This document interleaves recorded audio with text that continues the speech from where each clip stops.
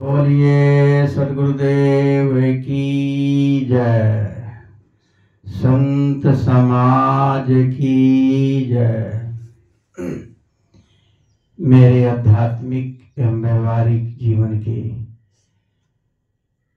आत्म प्रेरणा स्रोत मेरे परम आराध्य सदगुरुदेव एवं सत्संग सभा स्थल में बैठे हुए मेरे धर्म प्रेमी सज्जनों एवं ममतामयी माताओं बहनों एवं नन्हे मुन्ने प्यारे बच्चों,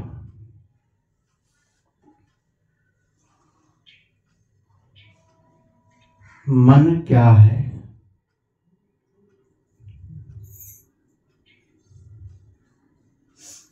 मन पर काबू कैसे किया जाए?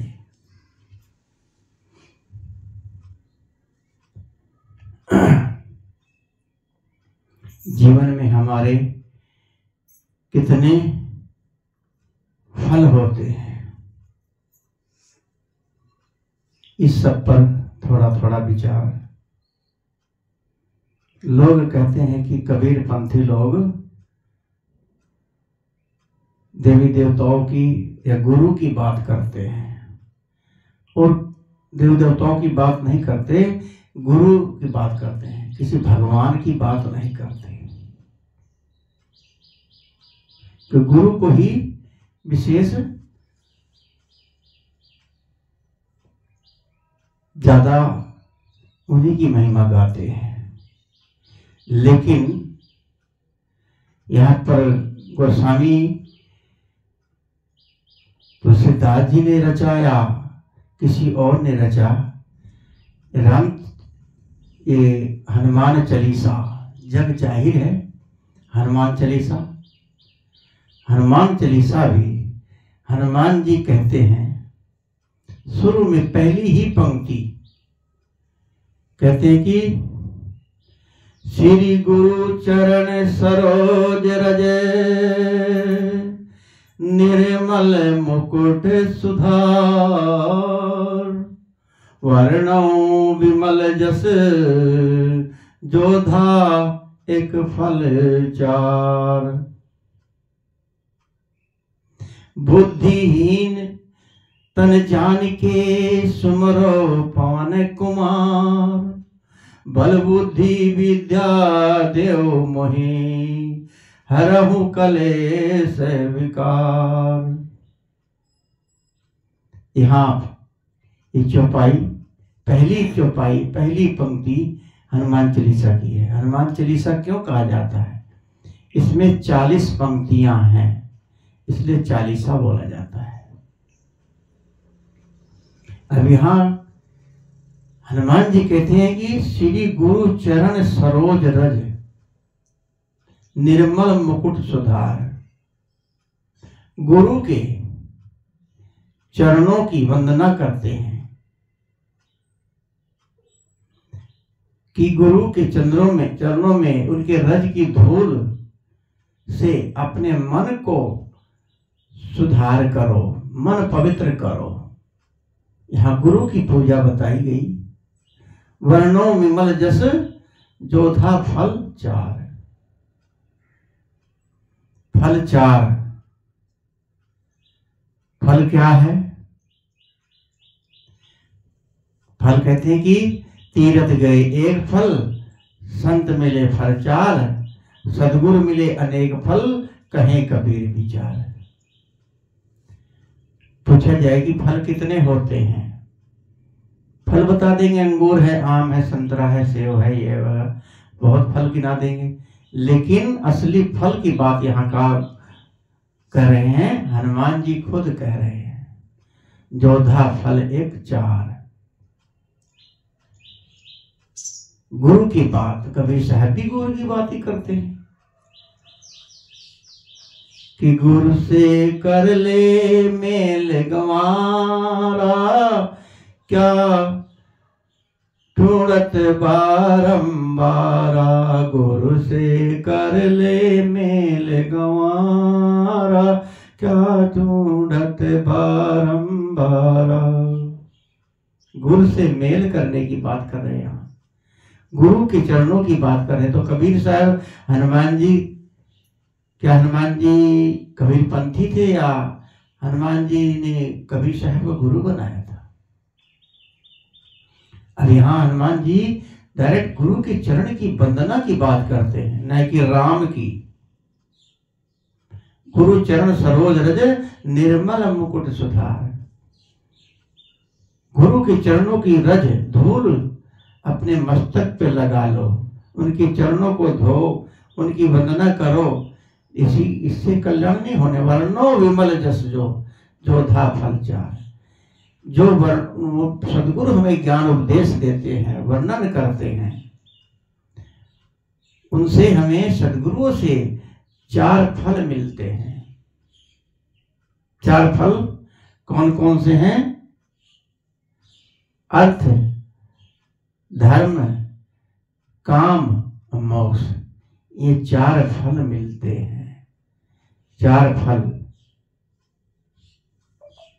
अर्थ, धन की जरूरत होती है, धर्म की भी जरूरत होती है, और काम से बंधन छुड़ाते हैं, मोक्ष कल्याण कराते हैं। हर जगह ज्ञान भरा हुआ है।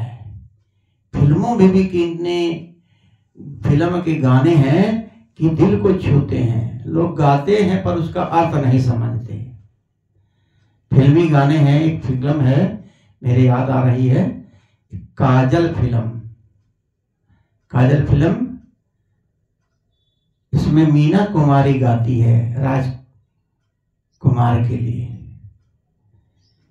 कहती है कि तोरा मन दर्पण कहलाए, तोरा मन दर्पण कहलाए, भले बुरे सारे कर्मों को देखे और दिखाए, तोरा मन दर्पण कहलाए। मन ही देवता मन ही ईश्वर, मन से बड़ा न कोई। मन ही ईश्वर मन ही देवता, मन से बड़ा न कोई, तोरा मन दर्पण कहलाए। और यहाँ सदगुरु कबीर साहब ने कहा कि जब दर्पण लागी काई, तब दरस कहाँ से पाई। जब दर्पण लागी काई, तब दरस कहाँ से पाई। दर्पण की बात कबीर साहब भी कह रहे हैं। दर्पण क्या है? तोरा मन दर्पण कहलाए। ये मन दर्पण है। अपने मन को आप साफ कर लो। जब दर्पण लागी काई, तो दरस कहाँ से पाई। जब मन के अंदर राग विकार, राग द्वेष, काम भरे रहेंगे तो अपना हृदय साफ नहीं होगा, तो अपने आत्म स्वरूप का ज्ञान कहाँ हो सकता है। जिसको आप चाहते हो, जिससे मिलना चाहते हो, किससे मिलना चाहते हो?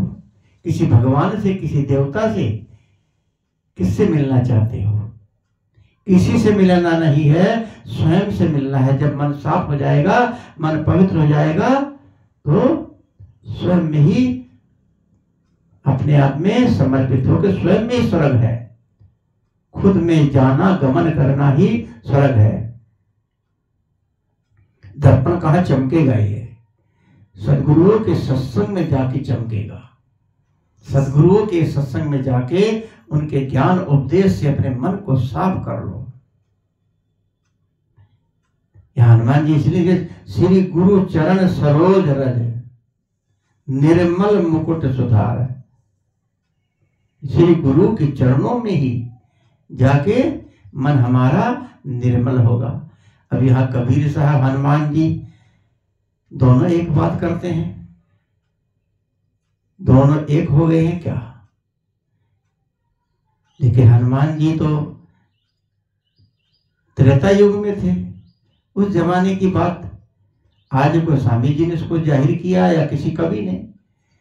और कबीर साहब ये आज की में लगभग 600-650 वर्ष पहले पैदा हुए। वही बात कबीर साहब और वही बात हनुमान जी अब से कई हजारों वर्ष पहले कहा। अब दोनों क्या है, पारखी हुए कि नहीं हुए। और फिल्म की दुनिया वाले भी, बड़े बड़े कलाकार फिल्में बनाते हैं, लेकिन धार्मिक फिल्में पहले बनती थी। कहते हैं कि देखो कितना अच्छा भजन के तौर पे है, मन ही देवता मन ही ईश्वर, मन से बड़ा न को। मन उजियारा जब जग होवे, जग उजियारा हो, जग उजियारा हो।